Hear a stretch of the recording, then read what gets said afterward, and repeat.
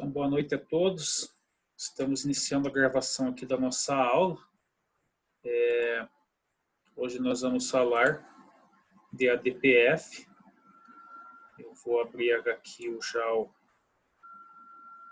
quadro branco para que nós possamos visualizar de uma forma melhor a nossa temática. Professor, Oi. só para situar, então, a gente falou da DIN. Dentro da DIN é que está a DIN por omissão e o mandado de injunção? Ou o mandado de injunção está fora da DIN, é outra coisa? Não, o mandado de injunção, ele faz parte dos remédios constitucionais. Ele está lá de Tá. Uhum.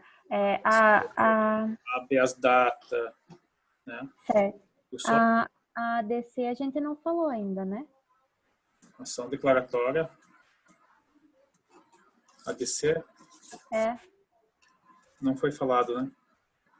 Mas nós vamos voltar lá na ADC.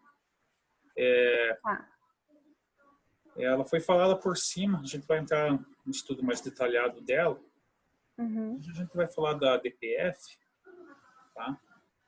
Porque basicamente vocês têm que saber essas três peças, né? A DIN, a ADC e a ADPF. Beleza? Então, tem mais gente aqui. Deixa eu ver. Tá. O que ocorre aqui na nossa ADPF? Nós vimos, primeiramente, que existem, nós estamos falando tudo isso aqui dentro, logicamente, daquilo que nós chamamos de controle de constitucionalidade, certo? Então, nós vimos lá, dentro do controle de constitucionalidade, eu utilizo determinadas ações conforme o meu caso específico, né? Dentro daquilo que eu busco, né? Então, nós temos a DIN,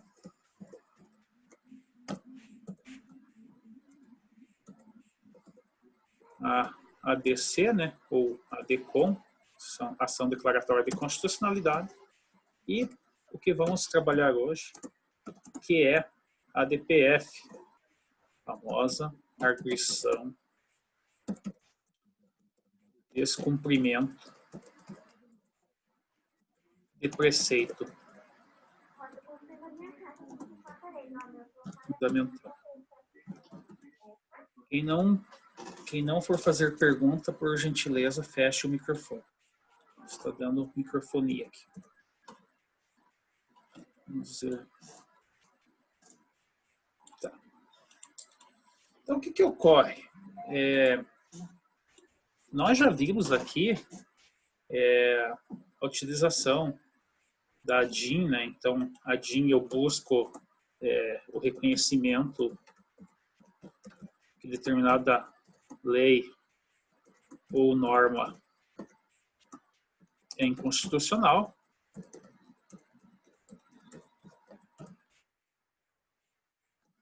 Ação declaratória de constitucionalidade, eu quero reconhecer, né? Aliás, reconhecer, né? Declarar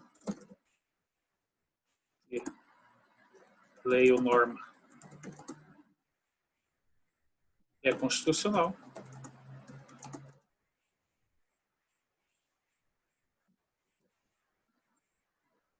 E a DPF, na verdade, ela vai ser uma ação que eu vou chamar de ação constitucional residual. Por que residual? Porque eu, quando me deparar de uma situação de controle de constitucionalidade, principalmente quando falarmos em controle concentrado, né? eu vou ter que tentar utilizar ou de uma ADIM ou de uma ADC. Né? Se eu não conseguir, através desses instrumentos, buscar a declaração da constitucionalidade ou da inconstitucionalidade, eu vou utilizar a DPF, tá? Porque naqueles casos em que eu não consigo utilizar especificamente de uma ADIM ou de uma ADCOM, uma ADC, eu tenho que utilizar a minha ação, né, a minha ADPF, ela seria assim, seria aquilo que a gente chama de, pelo princípio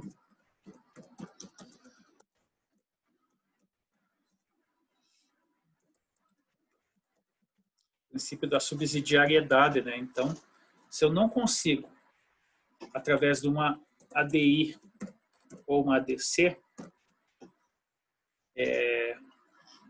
que o Supremo me diga aquilo que eu busco reafirmar em controle de constitucionalidade, aí eu utilizo a DPF.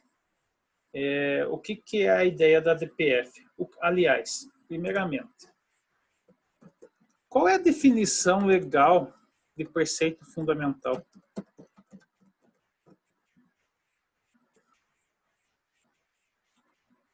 Aí começa o nosso problema.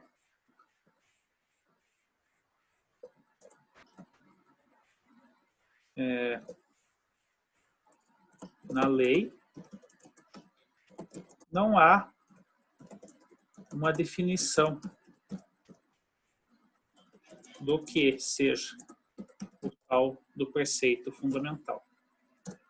Quando a lei não nos ajuda, nós buscamos na doutrina, e a doutrina vai nos dizer, né, que quando você fala em preceito fundamental, eu estou falando de princípios que servem de vetores de interpretação das normas constitucionais. Eu vou partir para um exemplo de um caso concreto, de uma DPF, para depois a gente retornar na parte conceitual, que eu acho que fica muito mais fácil de vocês entenderem. Bom, uns tempos atrás ficou muito famosa a DPF de número 54. Quem é da área médica, talvez se lembre. Lembra, Juarez? Oi, mestre. Você lembra, eu sei que é da área médica, lembra-se da ADPF 54? Não lembro não, mestre. Mas da situação você vai lembrar. Sim, agora lembrei. Aborto dos fetos anencefálicos. O que é um feto anencefálico? Eu vou falar mais ou menos o que é. Se estiver errado, você me corrige, Juarez. Ok. Existe dentro da ciência a possibilidade de exames médicos, né, onde se constata, né, dentro lá, não sei em que fase do pré-natal, mas existe um exame específico, né, que é feito na mulher grávida, em que se constata que esse feto está se desenvolvendo, né, e que ele tem um problema de anencefalia, ou seja, a capacidade cerebral, né, desse feto não vai se desenvolver. E na literatura médica, mesmo aquelas gravidez que lograram êxito, né, e foram até a fase do parto, não se tem casos práticos, né, não tem nenhum caso dessa criança ter tido um grande tempo de sobrevivência. Então, assim, o que eles argumentaram? Ora, por que eu vou levar uma gravidez, né? Por que eu vou fazer a mulher passar por toda a situação, 9 meses de gestação, todas as complicações, ter a questão do parto, aí para nascer uma criança que eu sei que depois de alguns meses ela vai ter uma morte por falta de desenvolvimento cerebral. Então, assim, diferentemente de outros problemas em que as crianças sobrevivem, né, esses fetos, né, esses fetos diagnosticados na vida uterina com desenvolvimento. Até 90 dias, mestre. Até 90 dias? Isso, 3 meses, que é o desenvolvimento da córtex cerebral. Certo. Obrigado, viu? Então, assim, então foi questionado, né? Então, né, foi questionado através da DPF, né? Ação de descumprimento do preceito fundamental, né? Que eu estaria descumprindo a Constituição em que pese a questão da dignidade da pessoa humana e também em relação à própria dignidade da mulher grávida. Então, se utilizou da DPF, pedindo que o Supremo Tribunal Federal se manifestasse a respeito, né? Já que isso aqui é algo científico, né? Eu tenho um exame e o exame diz, olha, infelizmente, essa criança, né, ela vai nascer, ela não vai ter um desenvolvimento cerebral e como o colega aí, o Juarez falou, ela vai ter no máximo 90 dias de vida após o parto. Então, o que houve? Foi buscado, né, que nessa ADPF fosse procedente o pedido, né, no sentido de que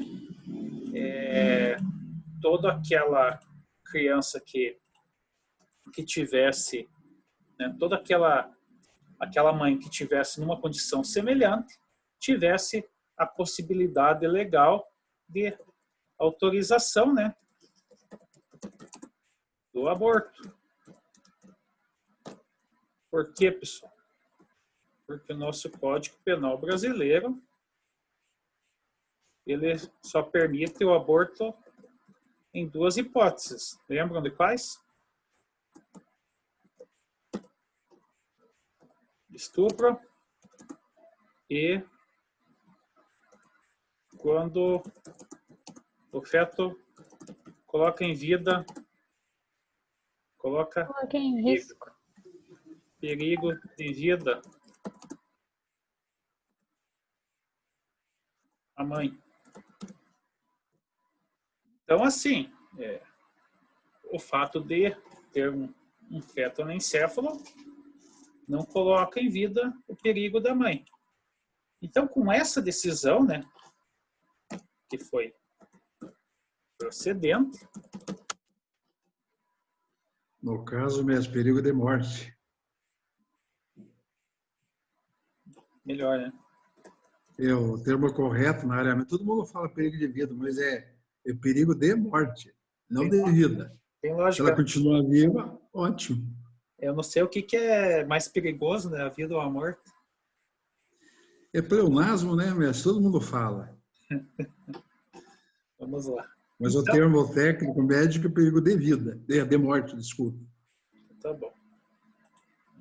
Aos poucos nós vamos aperfeiçoando aqui. Bom, como então, para a área médica também não existe aborto, é abortamento. Ah, é? Aborto é o feto morto. E abortamento é o ato em si, a prática de abortar, né? Medicina legal, abortamento. Aborto é o feto morto. Aborto é o feto morto em medicina legal. E abortamento é o ato em si. Mas a legislação fala em aborto, aí não há discussão. Perfeito. Então, pessoal, com o julgamento da DPF 54, o que ocorreu? nós tivemos, né, agora uma previsão de uma terceira hipótese, como diz o Juarez, de abortamento legal. Certo? Terceira hipótese de aborto.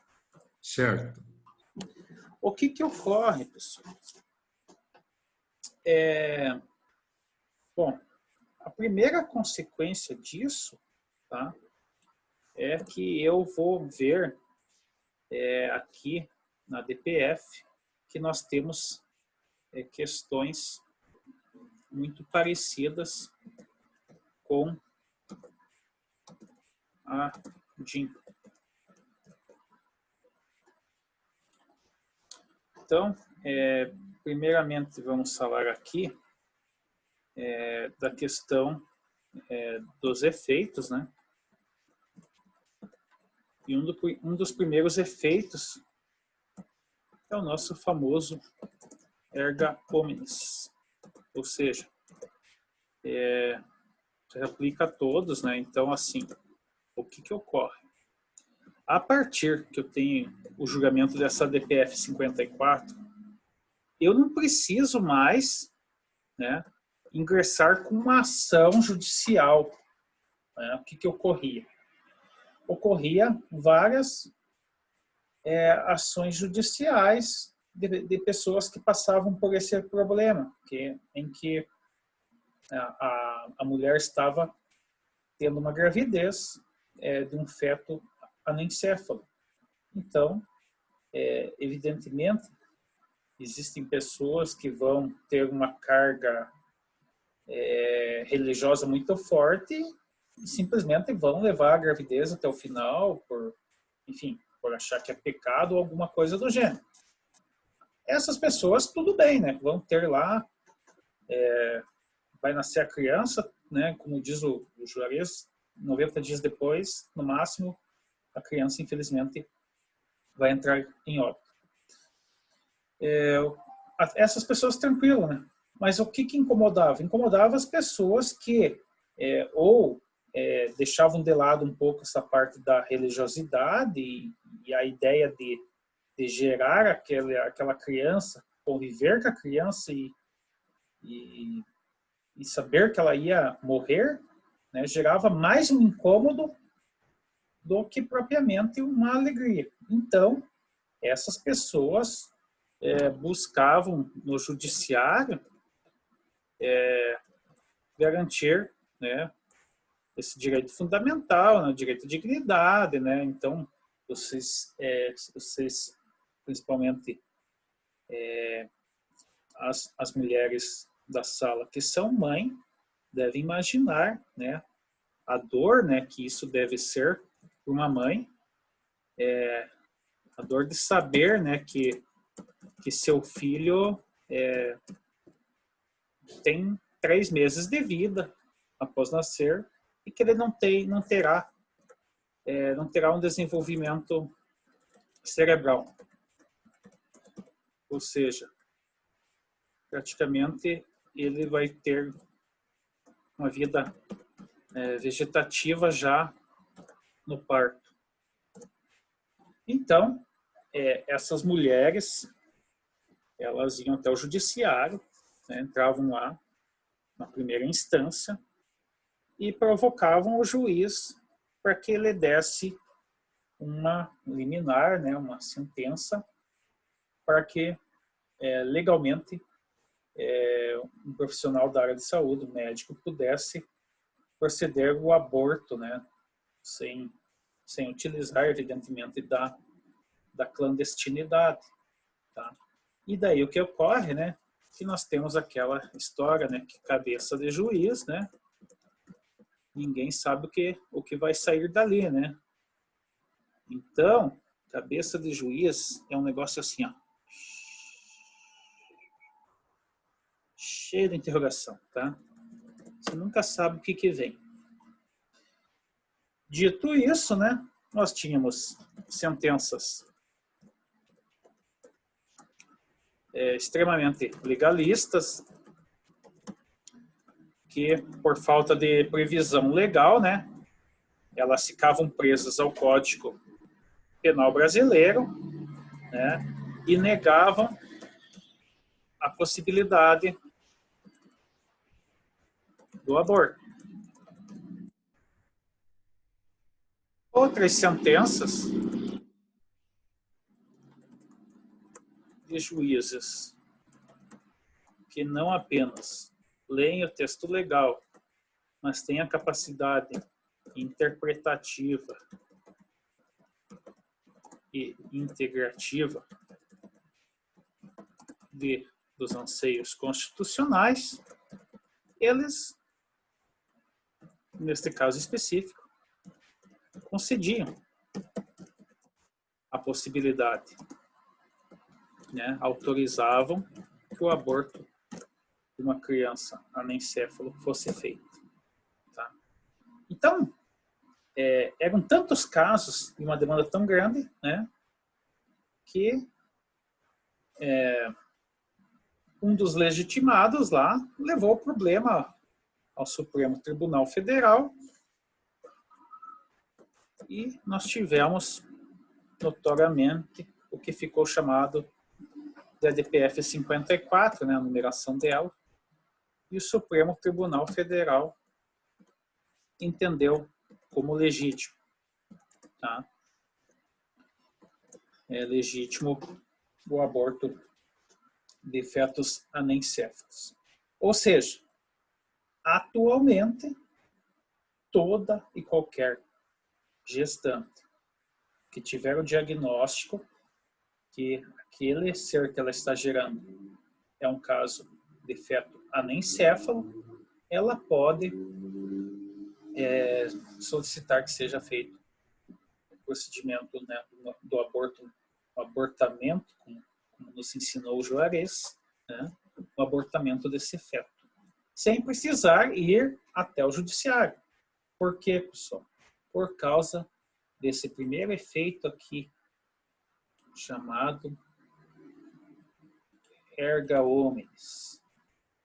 Coisa horrível. Erga omnes, tá?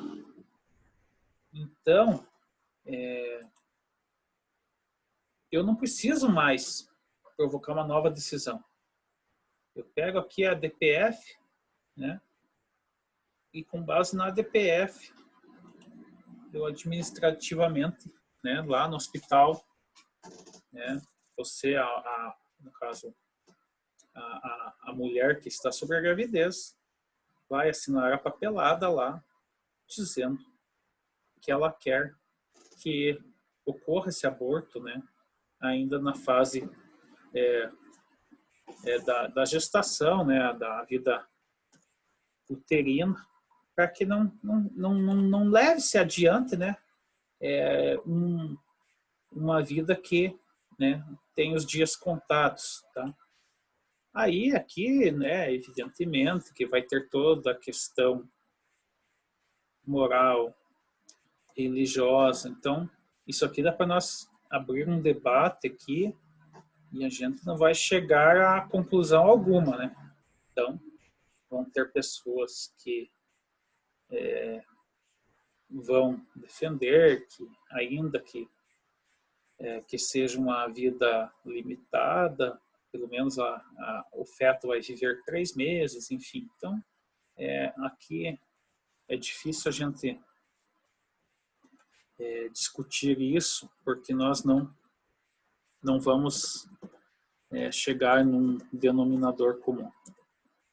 O importante é que, assim, é uma possibilidade, né, pessoal? Então, assim, ninguém vai obrigar a mulher. A Francine comentou aqui no chat que muitas vezes vive minutos, né? Então, a ideia... geralmente, a maioria nasce e já morre, né? Ou dura semanas ou, no máximo, um mês. Esses 3 meses, a gente faz a avaliação do desenvolvimento, se haverá um desenvolvimento cerebral completo ou não. Mas, geralmente, pode nascer natimorto mesmo, ou nasce e já morre. Vamos dizer, semanas ou, no máximo, meses. É o comum, o dia a dia. Poucos dias ou alguns meses, o que é raro. É diferente, né? Aqui a questão, assim, é que as pessoas têm que ver a fundo qual que é a situação, né? Porque tem pessoas que falam assim, ah, mas e a criança com síndrome de Down? Não tem nada a ver uma coisa com a outra, né? A criança com Não. síndrome de Down, ela vai ter aquela questão, aquela portadora, né, dessa síndrome, ela vai ter limitações na vida, mas ela é uma vida, digamos, viável e que, dependendo dos... Mas houve o desenvolvimento cerebral, no caso, Sim. com limites. Sim, sim. E tem pessoas, síndrome de Down, antigamente viviam um pouco também, né? Hoje, com o avanço, com toda a infraestrutura que tem pessoas com mais de 50 anos que têm síndrome de Down e têm uma vida regular, normalzinha, né? Então, assim, a inserção na sociedade também hoje é muito mais forte, né? E a superação de alguns preconceitos, né? Aqui nós falamos só na questão de algo que, né, talvez eu diga assim, você está gerando uma criança que ela nem vai ter, ela nem vai entender que ela é um ser vivo, né? Essa que é a verdade, né? Você está gerando um Não tem consciência. Isso. Né? Então você está gerando um ser praticamente vegetativo, né? Digamos assim, talvez. Bom, então assim, a primeira questão aqui que a gente tem que pensar na nossa ADPF é justamente o efeito erga omnes, então, a todos se aplica, tá? Não quer dizer que toda mulher que estiver grávida de um feto anencefalo será obrigada a fazer o aborto. Não. A decisão é no sentido que, uma vez constatado isso, a mulher não precisa buscar a mulher não precisa buscar novamente na justiça esse direito. Esse direito já é reconhecido, tá? Já é dela. Agora, se ela quer levar a gestação até o fim, ela pode levar, né? Então, é como eu falei, no final das contas, isso aqui é uma questão muito íntima, pessoal, né? Do casal, da mulher que está gerando a vida. É difícil a gente colocar, né? Porque até às vezes a pessoa, se fosse comigo, eu faria isso. Daí, na hora, se tiver na prática da vida dela, a pessoa que dizia que realizaria o aborto acaba optando por levar essa até o parto, né? Enfim. Então, é muito difícil, né? Mas, assim, o importante é que nós temos, né, o reconhecimento desse direito e superamos, né, mais essa dificuldade de ter que entrar com uma ação num caso desse. O segundo efeito, o famoso efeito vinculante. E vejam que nós estamos repetindo os mesmos efeitos que a gente viu lá na ação, na DIN e que tem na DC, a gente acaba vendo aqui também.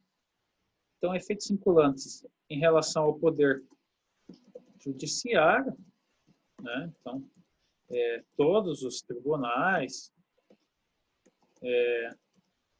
enfim, toda a subordinação judiciária deve seguir, e também o efeito aqui junto à administração pública.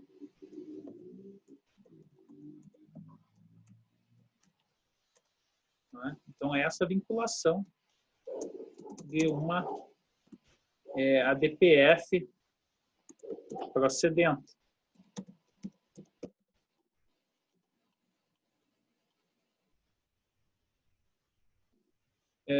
Bom, deixa eu dar uma paradinha aqui. Do chat, muitas vezes, a Francine colocou, né? Muitas vezes vive minutos, a maioria das vezes nasce e já morre. Mas digo por experiência, a maioria leva a gestação até o final. Como eu falo, é uma opção, assim, é individual, né? Não tem como a gente opinar sobre isso, né? Eu acho assim que até mesmo o pai dessa criança não tem que opinar. Eu acho que tem que ser um direito da gestante mesmo tomar essa decisão. E no caso, né, mestre, tem que ter o consentimento da mãe, né, principalmente, né? Ah, sim. Porque o corpo é dela, né? Ela que está gerando, né? Então, é uma questão muito pessoal, né? Então, é aquilo que eu falei. A Adriana comentou que ela tem uma filha com síndrome de Down, tem 11 anos, se chama Caroline. Hoje ela tem uma rotina próxima a uma criança dita normal, no entanto, com algumas limitações cognitivas. Sim, Adriana. Inclusive, tem muitas crianças hoje com síndrome de Down que desenvolvem alguns talentos, né? Que as crianças ditas normais, né? Que é errado a gente utilizar esse termo, não tem, né? Eu já vi reportagens de crianças com síndrome de Down que tocam piano de uma forma impressionante. Então, elas acabam tendo alguns desenvolvimentos maiores, né? Em alguns campos. Então, assim, tudo é estímulo, né, pessoal? Então, o estímulo, carinho, afeto, acompanhamento dos pais é fundamental, né? Voltando aqui, pessoal. O nosso terceiro efeito, o nosso terceiro e último efeito, é aquilo que nós chamamos de ex-tunc, né? Então, o ex-tunc retroage ao ato normativo que violou o preceito fundamental. Nós diríamos uma ação direta de inconstitucionalidade, né? Aquilo que violou, né? Aquele ato inconstitucional, aquele ato que gerou a inconstitucionalidade, tá? Aqui do ex-tunc, nós só precisamos lembrar que a gente falou lá, quando viu a DIN, aquela situação chamada modulação dos efeitos. Lembra? Que a gente falava, que a gente viu lá, modulação dos efeitos é aquele que eu dei o exemplo do impacto financeiro lá na situação da reforma da Previdência, enfim, em que o STF ele pode modular o efeito e que esse ex-tunc seria a regra, mas que dependendo da situação do caso concreto, o STF ele pode modular e decidir que naquele caso específico seria ex-nunc, né? A partir do julgamento, o efeito, ou até mesmo aquilo que a gente falou, chamado pró-futuro, lembra?